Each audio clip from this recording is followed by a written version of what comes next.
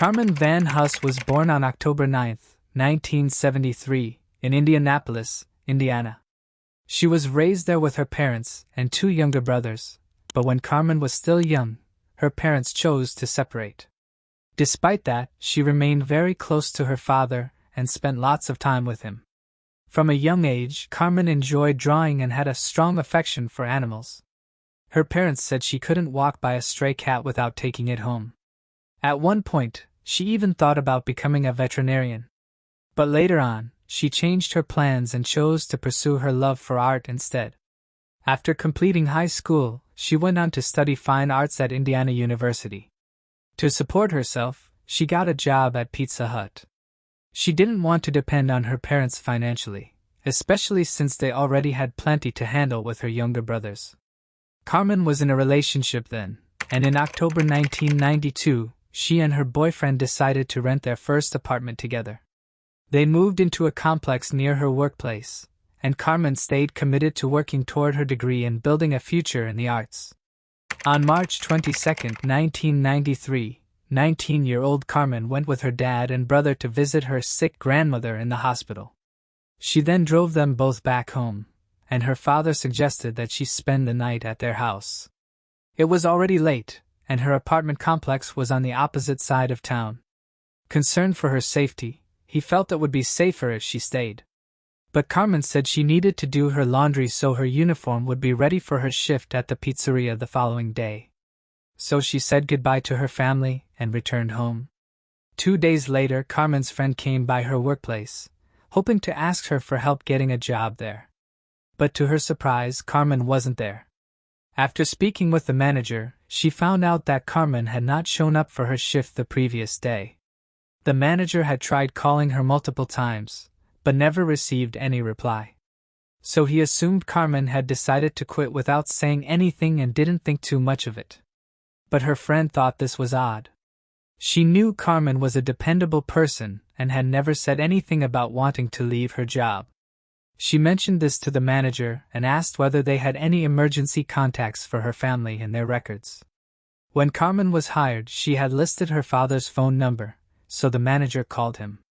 Her dad explained that he had tried contacting Carmen the day before, but she hadn't picked up. At the time, he figured she was busy with work. But now, he was starting to feel uneasy. Without wasting any time, he drove over to her apartment complex to check if she was all right. The first thing he saw was his daughter's boyfriend's car parked by the building. Carmen often drove it, and her purse was sitting inside. He then went up to her apartment door and noticed a note from the building manager. It said that several neighbors had complained about loud noise coming from her unit late at night and asked her to keep things quiet. Her father knocked on the door, but no one answered. Soon he realized the door hadn't been locked. He stepped inside and came across a horrifying scene. His daughter was lying on the floor in a pool of blood, with most of her clothing missing. In shock, he ran out of the apartment and immediately called for an ambulance. When paramedics arrived, there was nothing they could do.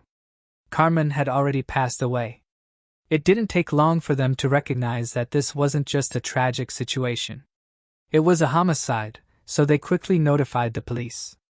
The investigators began analyzing the crime scene and started speaking with the victim's neighbors. Seeing the note from the building manager about noise on Carmen's door, they talked to him and learned that several residents had reported loud sounds coming from her apartment on the night of March 22. Around 11:30 p.m., the neighbors heard Carmen return home, and from the way it sounded, she wasn't by herself. A man was with her. As they headed up to her third-floor apartment, Carmen was laughing, and the man's voice sounded relaxed and friendly. Then, around 1:30 a.m., the neighbors heard more noises, but this time Carmen yelled, "Get away from me!" Right after that, someone ran out of the apartment, and the noise stopped. Even though all of this seemed very suspicious, none of the neighbors thought to contact the police. The only thing they did was go to the building manager the next morning and complain about the disturbance. When police interviewed these neighbors, they explained their reasoning like this. At the time, all of them believed the man who came home with Carmen was her boyfriend, so nothing appeared unusual. This led investigators to suspect that she had been killed around the moment the neighbors heard her shout, nearly 2 days before her body was found. Inside the apartment, investigators located empty food wrappers and a few beer bottles, which suggested that Carmen had spent the evening with someone she knew fairly well. She had invited him into her place, spent several hours with him, and only afterward did he apparently attack her. It was most likely that the crime occurred right there in the living room where they had been eating and talking. There were clear indications of a struggle, such as a table flipped upside down and pieces of Carmen's torn clothing scattered across the floor. Detectives also concluded that the attacker probably went into the kitchen afterward to wash the blood off himself before fleeing the apartment. Medical examiners determined that the victim had suffered more than 60 stab wounds from a sharp weapon. One of her earrings was missing, as if the killer had taken it. Carmen had also been sexually assaulted, and experts were able to recover biological material belonging to the perpetrator. However, DNA analysis at the time wasn't advanced enough, and investigators couldn't produce a profile of the suspect from the samples they had. After going through all the evidence collected from the apartment, specialists also failed to find any trace of the killer's DNA or fingerprints. This left detectives with no leads, no eyewitnesses, and no clear information about who this unknown attacker could be.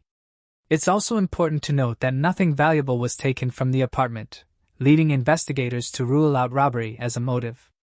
The first question police had was where her boyfriend had been during all this and whether he had any involvement in the crime. But that theory quickly fell apart. Detectives discovered he had been in Arizona, thousands of miles away from Indianapolis. With solid proof supporting his alibi, he was promptly eliminated as a suspect. Next, investigators turned their attention to all of Carmen's friends and acquaintances. Based on the evidence they had, the motive for the crime appeared to be sexual assault. Because of this, they focused on people Carmen was close to but wasn't dating. They checked her friends, co-workers, and other individuals in her life, but none of them could be tied to the murder. Without concrete evidence to guide them, the police could only hope that something would stand out, maybe fresh wounds, suspicious conduct, or other indirect hints. But nothing surfaced. Carmen's funeral was held a week after her death, but her family was about to face another heartbreaking tragedy. During the service, as her father stood beside his daughter's casket, he received a phone call from the hospital. Carmen's grandmother had died. This became the family's second devastating loss in just a few days. Along with their grief, they were struggling financially and couldn't afford another funeral. Their friends stepped in and organized a fundraiser to help cover the costs. Thanks to the kindness of others, they were able to gather the money they needed. In the weeks following Carmen's murder, police continued pushing to find any leads, but nothing emerged. They reached out to the public through the media, urging anyone with information to step forward. But unfortunately, none of the tips they received brought them any closer to uncovering the truth. The case eventually went cold and stayed that way for years. Detectives checked in on it occasionally, but no matter how many times they reviewed it, they couldn't uncover any new clues. Carmen's family never stopped fighting for justice. They stayed in touch with investigators, gave interviews to local news outlets, and pleaded with the public to share any information that might help. But no matter how hard they tried, nothing ever came of it. Carmen's father was never able to return to a normal life after losing his daughter. He spent years pursuing justice for her until, in 2002, he tragically died in a car accident. After their father's passing, Carmen's younger brother Jimmy took it upon himself to keep the case alive. He remained in regular contact with the police, hoping for any progress. But every time, he received the same update: they still had no leads at all.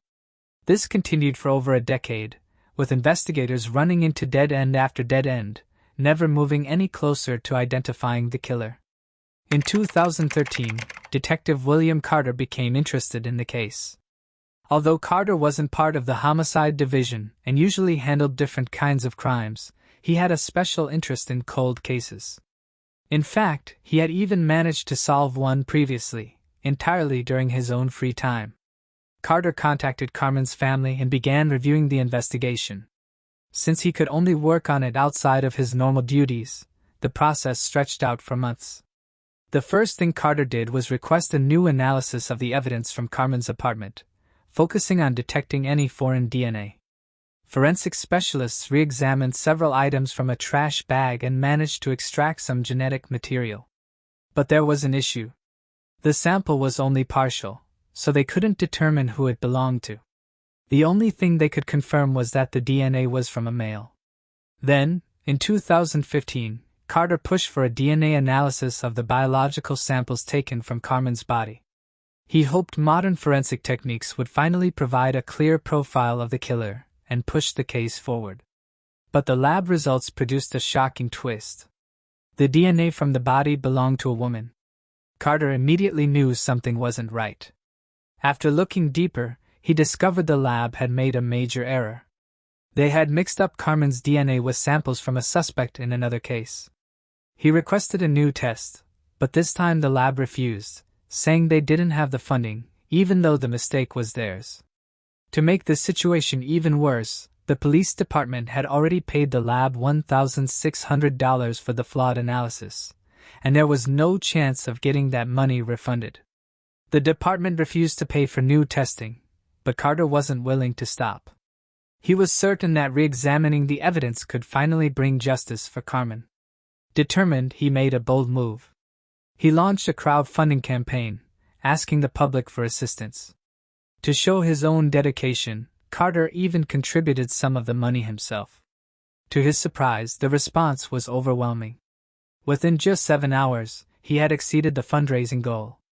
Carter stated that any extra funds would be used to increase the existing reward for information about the case, which was already at $10,000. Carter prepared to request a new DNA test, this time using the correct samples. But only 2 days after the funds were raised, he contacted Carmen's brother with unexpected news. He had been ordered to stop working on the case. Although the police department didn't explicitly say it was because of the crowdfunding campaign, the connection seemed obvious. The fundraiser triggered mixed responses from the public. Many people questioned why such an essential test wasn't being covered by the department, and why ordinary citizens had to pay for it. Even so, Carter had plenty of supporters. When Carmen's brother learned about the situation, he immediately started a petition demanding that Carter be reinstated. The petition gained traction quickly, drawing attention from local media and hundreds of frustrated residents, who flooded the police department with complaints. The public backlash became so intense that the department had to hold a press conference the same day. They insisted it was all just a misunderstanding and claimed Carter had never actually been removed from the case. To ease the outrage, they also announced that all donations would be refunded and promised to pay for the DNA testing themselves. Eventually, Carter was allowed to resume working on the case and immediately requested a new analysis of the biological samples taken from Carmen's body. This time, the lab used the correct sample and successfully generated a complete DNA profile of an unknown man. But there was yet another obstacle. The profile didn't match anyone in the FBI's database, leaving the suspect's identity unknown. Over the next several years, Carter focused on every man Carmen might have known who could have been in her apartment that night. He was convinced the killer was someone familiar to her, but no matter how thoroughly he searched, he couldn't get any closer to identifying him. This continued until 2023, when the police department decided to work with Parabon, a company known for its advanced forensic tools. They chose to use genetic genealogy, a relatively new technique that had helped solve hundreds of cases. The process involves taking DNA from an unidentified person and searching for their relatives using public genetic databases where people voluntarily upload their DNA profiles. Most of the time, these relatives are distant, and the people identified usually have no idea who the individual being traced even is. But even distant matches can provide investigators with enough clues. Once experts identify potential relatives, they start constructing family trees, eliminating people who don't fit based on age, gender, location, and other factors. They continue narrowing things down until they reach the most likely suspect. From there, it becomes the police department's job to obtain a DNA sample from that person and confirm whether it matches. Since detectives had made no real progress toward catching the killer over all these years, this method became their final hope. Specialists began working, and after several months, they finally identified a man who fit the profile of the attacker. It was 52-year-old Dana Shepard. Investigators learned that at the time of Carmen's murder, he wasn't just living in the same apartment complex, he was living right next door. Shepard had a lengthy criminal record, but most of his offenses were nonviolent. His history included theft, carjacking, driving without a license, and similar crimes, which is why his DNA had never been added to the FBI's database. Detectives also uncovered something startling. Shepard's name had never appeared in the original case files. For reasons that are still unclear, police never considered him a suspect.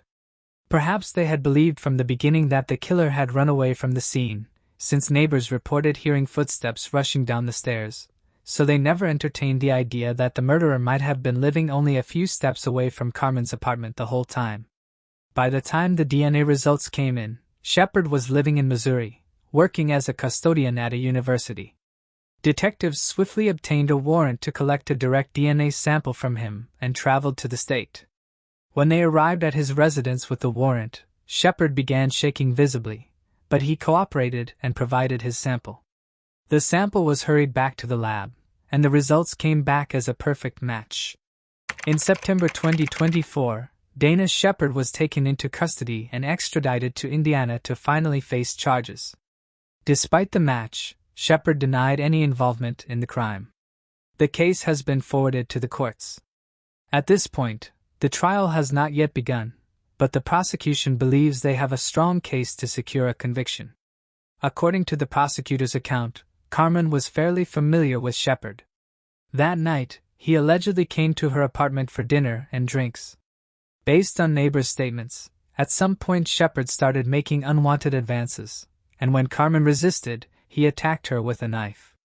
At the moment, Shepard is still being held in custody awaiting trial, as he was denied bail. Carmen's brother expressed his gratitude to the investigators for finally identifying a suspect, even though it took more than 30 years.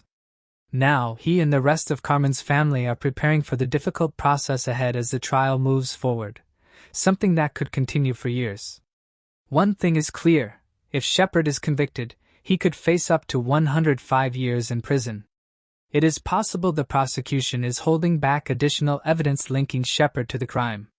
If such evidence exists, it will likely be revealed during the trial. But even without it, the DNA match alone may be enough to convince the jury of Shepard's guilt, or push him to accept a plea deal to avoid a harsher sentence. If you found this case intriguing, make sure to like and subscribe. We upload new crime case videos every night. Stay tuned, and brace yourself for what's coming next.